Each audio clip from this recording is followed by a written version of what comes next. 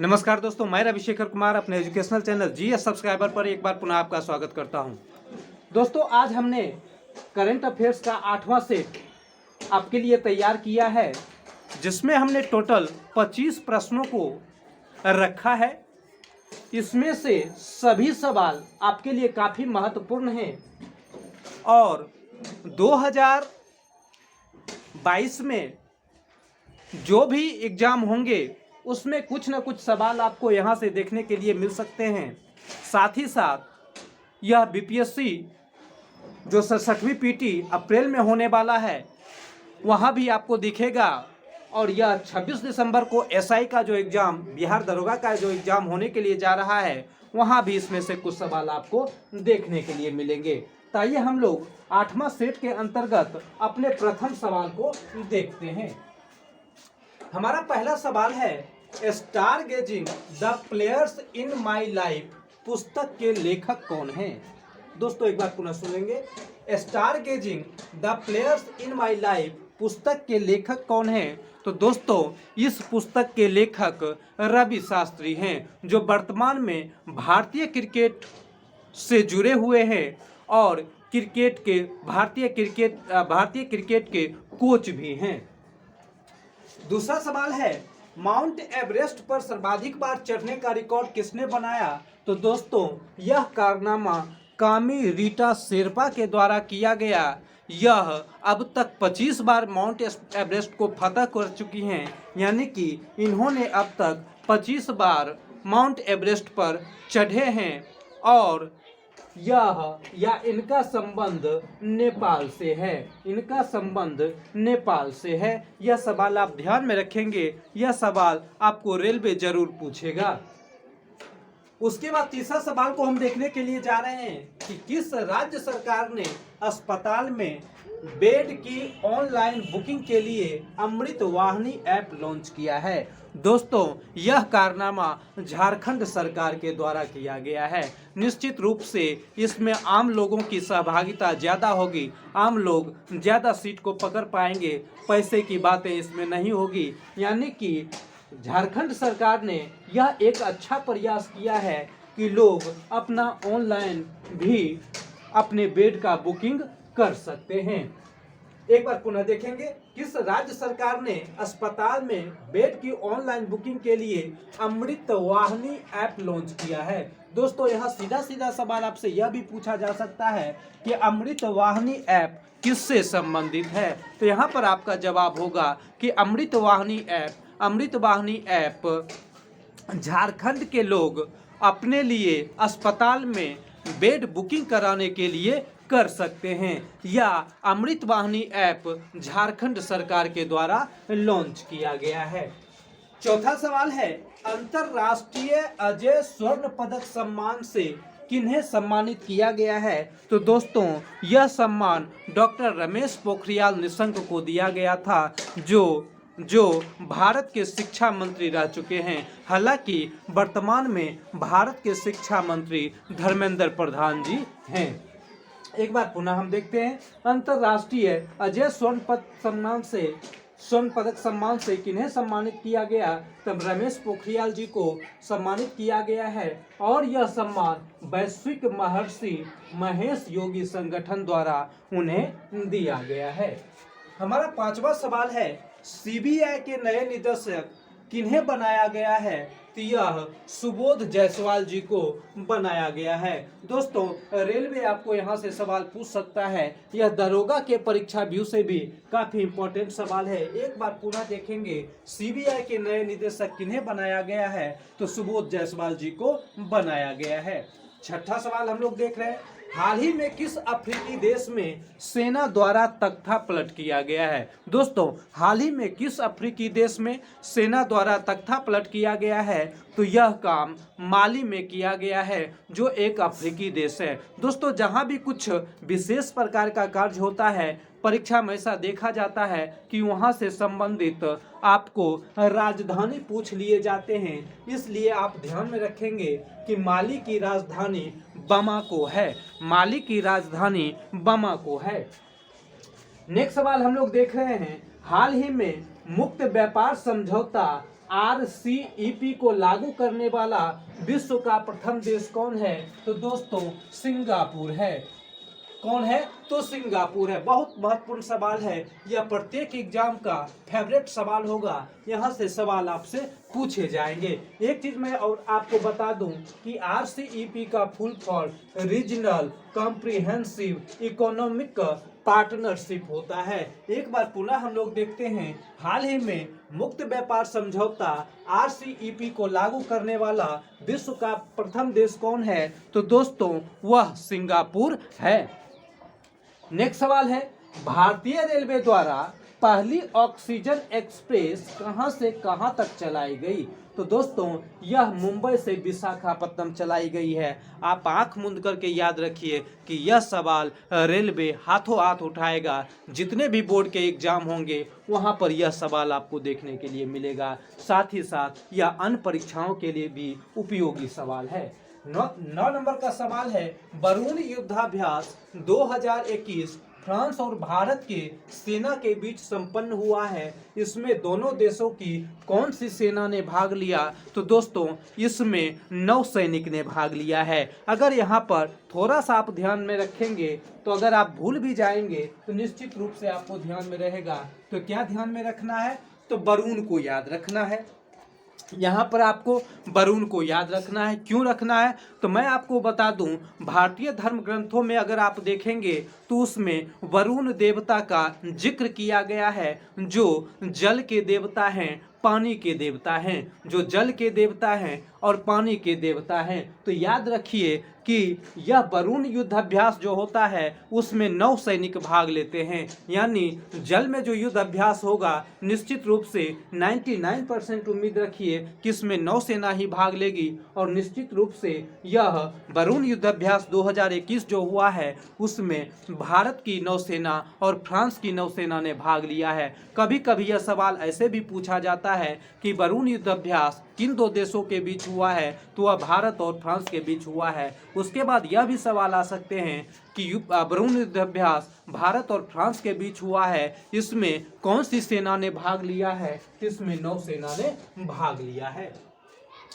10वां सवाल हम लोग देख रहे हैं, वर्ल्ड प्रेस फ्रीडम इंडेक्स 2021 में भारत का स्थान क्या है? तो दोस्तों इसमें भारत का स्थान 142वां है। इसे विश्व प्रेस स्वतंत्रता सूचकांक भी कहते हैं। या ऐसे भी सवाल आपसे पूछे जा सकते हैं कि विश्व प्रेस स्वतंत्रता सूचकांक 2021 में भारत को कौन सा स्थान दिया गया है? तो दोस्तों भारत को उसमें 142वां स्थान दिया गया है। नेक्स्ट सवाल हम लोग देखने के लिए जा रहे हैं, हाल ही में चुनावी बॉन्ड दाता का नाम घोषित करने वाली पहली राजनीतिक पार्टी कौन है? तो दोस्तों वह झारखंड मुक्ति मोर्चा है। पहली राजनीतिक पार्टी झारखंड मुक्ति मोर्चा है जिसने चुनावी बॉन्ड के बारे में यानी कि चुनावी बॉन्ड दाता का नाम घोषित किया है। दोस्तों हम लोग थोड़ा सा समय लेकर के चलते हैं और चुनावी बॉन्ड के बारे में समझते हैं। दोस्तों चुनावी बॉन्ड एक प्रकार का राजनीतिक दलों को दिया जाने वाला चंदा है। चुनावी बॉन्ड राजनीतिक दलों को दिया जाने वाला एक वैध हिसाब किताब रखने वाला चंदा है। यानी कि इसमें कम से कम 1000 रुपये दिए जाते हैं। ऊपर जितने भी दिए जाएं यह चेक के थ्रू दिया जाता है और यह चेक मात्र 10 दिनों के लिए वैध होता है। इससे फायदा यह होता है कि हमारे द्वारा यानी कि राजनीतिक दलों के द्वारा जो पैसा प्राप्त किया जाता है उसका लेखा जोखा प्राप्त होता है। उसे आप दिखा सकते हैं कि आपके पास चुनाव लड़ने के लिए कितने पैसे आए हैं। इस प्रकार की जानकारी आप दे सकते हैं। क्योंकि आप जानते हैं कि चुनावों में अनर्गल पैसे कितने बहाए जाते हैं, कितने खर्च किए जाते हैं, इसलिए यहाँ चुनावी बॉन्ड की बात की गई है। तो एक बार पुनः मैं आपको बता दूं कि चुनावी बॉन्ड और कुछ नहीं बल्कि हमारे द्वारा, आपके द्वारा या किसी अन्य संगठनों के द्वारा इसमें कम से कम 1000 रुपये दिए जाते हैं और ज़्यादा से ज़्यादा जो भी दिए जाते हैं वह चेक के थ्रू प्रोवाइड किया जाता है, जिसका लेखा जोखा होता है और यह लेखा जोखा हमें दिखाना होता है। तो इस प्रकार का चुनावी बॉन्ड दाता का नाम घोषित करने वाली पहली राजनीतिक पार्टी झारखंड मुक्ति मोर्चा है। नेक्स्ट सवाल है, द पुस्तक द लिविंग माउंटेन के लेखक कौन हैं? दोस्तों, इस किताब के लेखक अमिताभ घोष हैं। एक बार पुनः देखेंगे, पुस्तक द लिविंग माउंटेन के लेखक कौन हैं? तो अमिताभ घोष इसके लेखक हैं। अमिताभ घोष इसके लेखक हैं। नेक्स्ट सवाल हम लोग देखते हैं, हाल ही में आयोजित P4G सम्मेलन 2021 की मेजबानी किसने की? तो दोस्तों, यह मेजबानी दक्षिण कोरिया के द्वारा किया गया है। यह P4G सम्मेलन जलवायु शिखर सम्मेलन के भी नाम से जाना जाता है। एक चीज मैं आपको पुनः बता दूं कि P4G का मतलब partnering for green growth and global goals से है। यानी P4G का फुल फॉर्म आप यहाँ पर देख सकते हैं, partnering for green growth and global goal से है। नेक्स्ट सवाल हम लोग देखते हैं कि भारत का पहला आंधी तूफान अनुसंधान परीक्षण केंद्र किस राज्य में स्थापित करने की घोषणा की गई है? तो दोस्तों, यह ओडिशा में की गई है। उड़ीसा में की गई है। यानी भारत का पहला आंधी तूफान अनुसंधान परीक्षण केंद्र किस राज्य में स्थापित करने की बात की गई है? तो वह उड़ीसा में किया गया है। नेक्स्ट सवाल हम लोग देखते हैं कि वैश्विक लोकतंत्र सूचकांक 2020 जारी किया गया है। इसमें प्रथम स्थान नॉर्वे को दिया गया है। तो भारत को कौन सा स्थान दिया गया है? यानी एक बार पुनः हम सवाल को देखेंगे, वैश्विक लोकतंत्र सूचकांक 2020 जो जारी किया गया है, उसमें प्रथम स्थान नॉर्वे को दिया गया है। तो भारत को इसमें कौन सा स्थान दिया गया है? तो दोस्तों, भारत को इसमें 53वां स्थान दिया गया है। भारत को इसमें 53वां स्थान दिया गया है।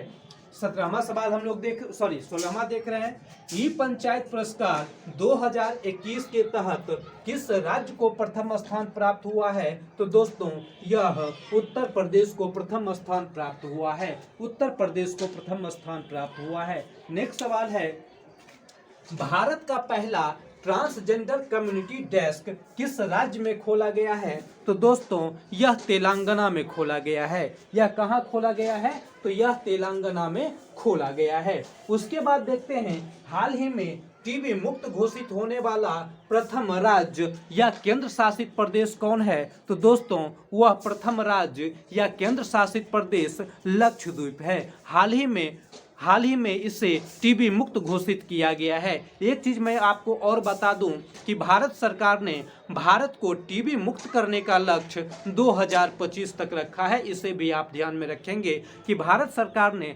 भारत को टीबी मुक्त बनाने का लक्ष्य किस वर्ष तक रखा है? तो 2025 तक रखा है। नेक्स्ट सवाल हम लोग देखने जा रहे हैं कि हाल ही में 125 स्मार्ट क्लासरूम बनाने वाला दुनिया का पहला विश्वविद्यालय कौन है? दुनिया का पहला विश्वविद्यालय कौन है? तो दोस्तों, वह बनारस हिंदू विश्वविद्यालय है। वह बनारस हिंदू विश्वविद्यालय है। 20वां सवाल है, विश्व आर्थिक मंच द्वारा यंग ग्लोबल लीडर्स की सूची में किसे शामिल किया गया है? तो दोस्तों, दीपिका पादुकोण को शामिल किया गया है। दीपिका पादुकोण भारतीय सिनेमा से संबंधित हैं। दीपिका पादुकोण भारतीय सिनेमा से संबंधित हैं। नेक्स्ट सवाल है, अफ्रीका की सबसे ऊंची चोटी माउंट किलिमंजारो पर चढ़ाई करने वाला विश्व का सबसे युवा पर्वतारोही कौन है? तो दोस्तों, वह विराट चंद्रा है। एक बार पुनः देखेंगे, अफ्रीका की सबसे ऊंची चोटी माउंट किलिमंजारो पर चढ़ाई करने वाला विश्व का सबसे युवा पर्वतारोही कौन है? तो विराट चंद्रा है। नेक्स्ट सवाल है, भारत के सबसे बड़े हॉकी स्टेडियम का निर्माण कहाँ किया जा रहा है? भारत का सबसे बड़ा हॉकी स्टेडियम का निर्माण कहाँ किया जा रहा है? तो दोस्तों, उसे राउरकेला में बनाया जा रहा है, यानी तैयार किया जा रहा है। नेक्स्ट सवाल हम लोग देखते हैं, कीवी मिशन योजना किस राज्य की पहल है? तो दोस्तों, कीवी मिशन योजना उत्तराखंड सरकार की पहल है। कीवी मिशन योजना उत्तराखंड सरकार की पहल है। नेक्स्ट सवाल हम लोग देखते हैं, किस देश के बासमती चावल को जीआई टैग प्रदान? निश्चित रूप से आप ऑप्शन में भारत को देखेंगे तो आप भारत ही दीजिएगा। इसलिए मैं आपको बता दूं कि यह इसका आंसर पाकिस्तान होगा।